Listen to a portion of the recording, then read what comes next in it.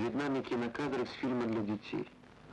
Художник, создавая комбинированное изображение, нарисовал яркую радугу в лесу и не учел, что солнце светит в глаза наблюдателю. Но радугу можно увидеть, если солнце находится со стороны наблюдателя.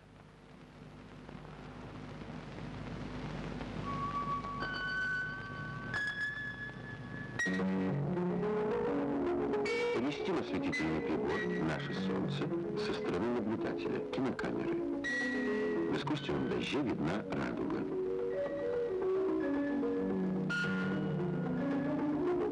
Переместим источник света, и эффект исчезнет.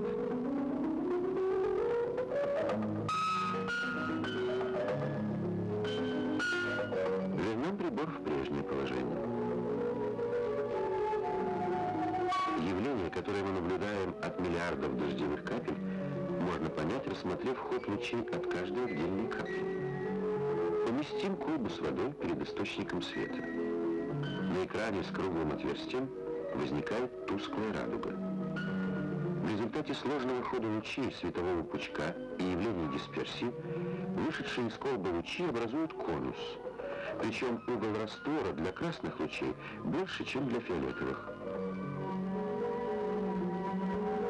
Поэтому, как и в настоящей радуге, внешняя полоса здесь красным цветом. Для капель малых размеров оказывается существенным явление дифракции. Дифракционная теория позволяет по виду радуги приближенно оценить размеры капель, на которых она возникает. Капли диаметром 1-2 мм создают яркие фиолетовые, зеленые и красные дуги. А более мелкие капли диаметром до 0,1 мм бледную расплывчатую радугу.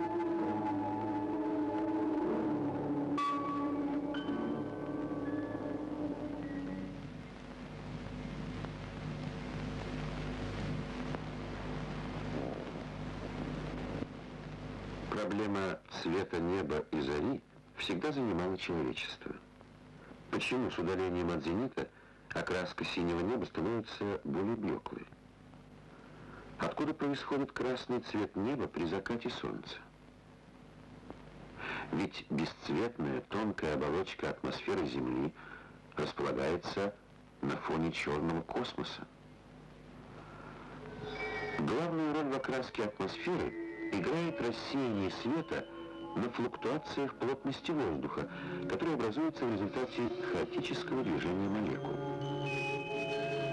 Солнечный свет, который содержит все цвета спектра, рассеивается на флуктуациях. Их размеры достаточно малы по сравнению с длиной световых волн. В этих условиях, как показал Ролей, коэффициент рассеяния обратно пропорционален четвертой степени длины волны. Поэтому рассеивается в основном коротковолновая часть спектра, фиолетовые, синие и зеленые лучи.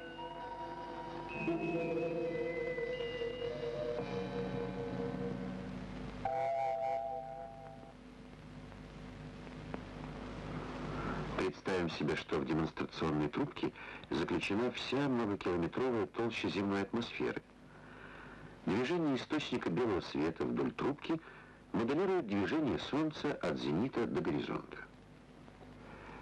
Когда Солнце садится, его лучи проходят сквозь все более толстый рассеивающий слой атмосферы.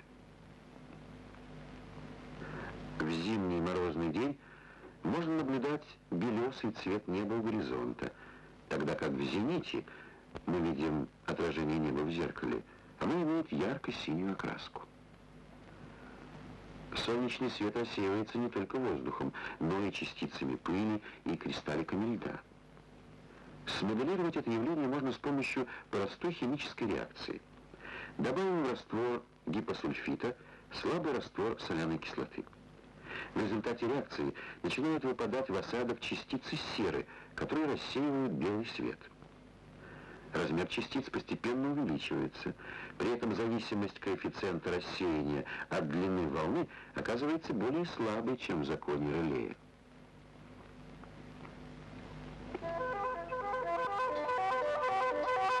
Обычный человек наблюдает закат группирующимся в облака, которые светятся то мрачными, зловещими тонами, то мягкими, теплыми. Для того, чтобы изучить великолепную последовательность цветов, быстро меняющиеся оттенки, переходы от синевы дня к глубине ночи, нужно наблюдать закат в его простейшей форме на совершенно безоблачном чистом небе.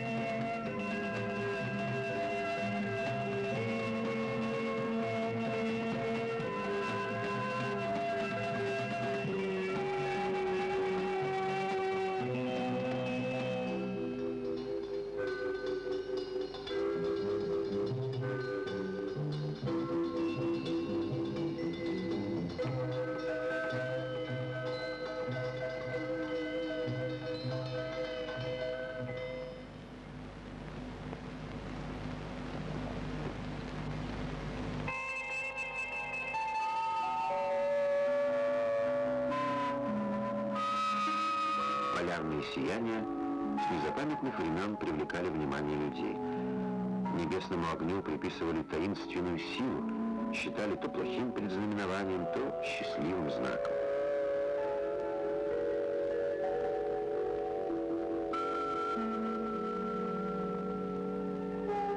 Современные научные исследования показали, что полярные сияния – результат сложных процессов взаимодействия магнитосфер Солнца и Земли.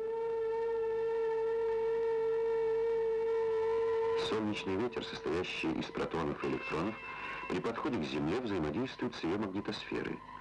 Электроны и протоны захватываются силовыми линиями магнитосферы и оттесняются к полярным областям. Происходит возбуждение атомов и молекул газов в верхних слоях атмосферы, что приводит к протонным и электронным сияниям.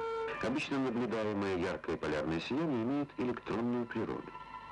Для того, чтобы это подтвердить, в 1975 году советские и французские ученые осуществили совместный космический эксперимент по искусственному возбуждению полярных сияний в северном полушарии.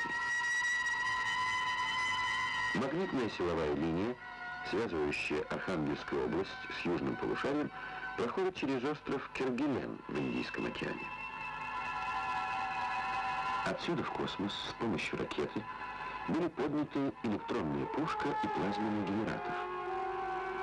С высоты более 100 километров электронная пушка инжектирует быстрые электроны под малым углом к магнитной силовой линии, а плазменный генератор нейтрализует статический заряд ракеты.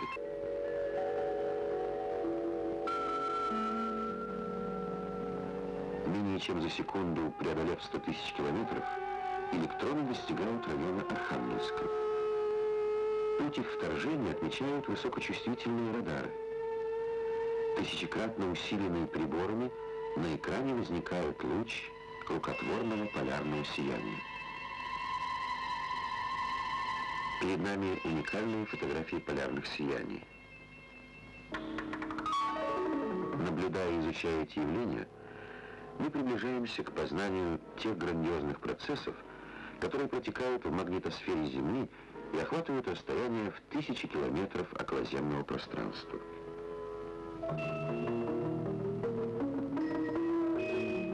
Запечатлеть полярные сияния в динамике достаточно трудно. Светомузыкальная модель помогает нам представить красоту и величие природных полярных сияний.